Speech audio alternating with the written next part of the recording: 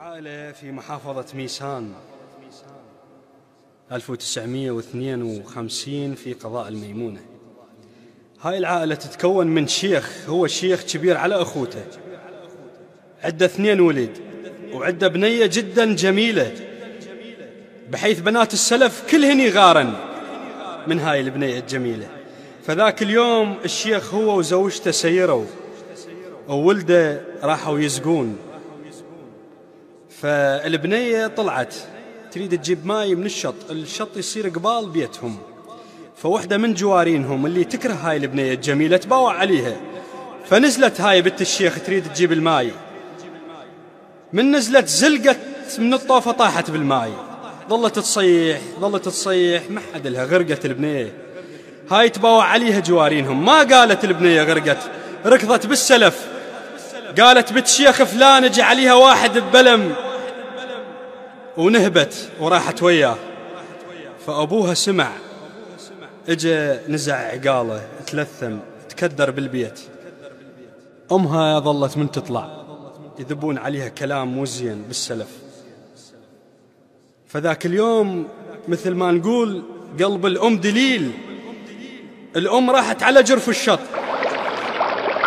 لقت بلم عالجرف، صعدت بالبلم شمته قالت بنت ما صعدت بلم، فشالت غرفة مال ماي، ضاقت الماي قالت ما نهبت ولكن باق هالماي، ما نهبت ولكن باق هالماي. وقفت عالجرف شمت عطرها، بنت تحب صدق بس حبنا معدان، تحب شال الستر يخنق شعرها، مفرع كل وقت ما يستحي ماي، استحت بنت وعلي ذبت سترها.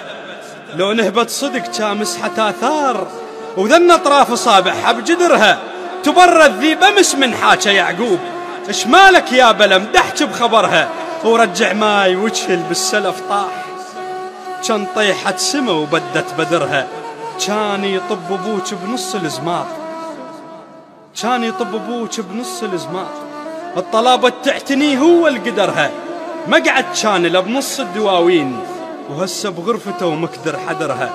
يخزرني السلف من شازل الراس، العباية من السلف لث بكترها، مو لسعة جمر بس لسعة عيون، يذبها المادرة حكايش كبرها.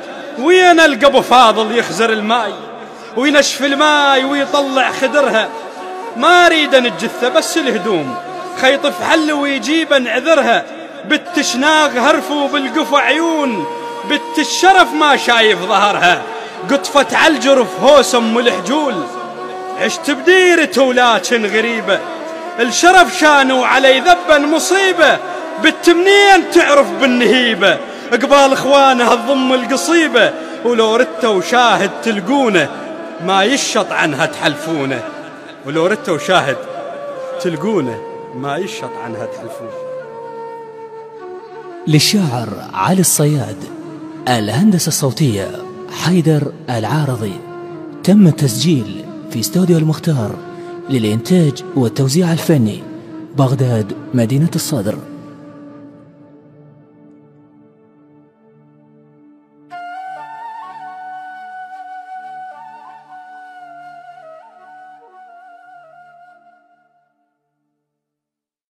اكو عائلة في محافظة ميسان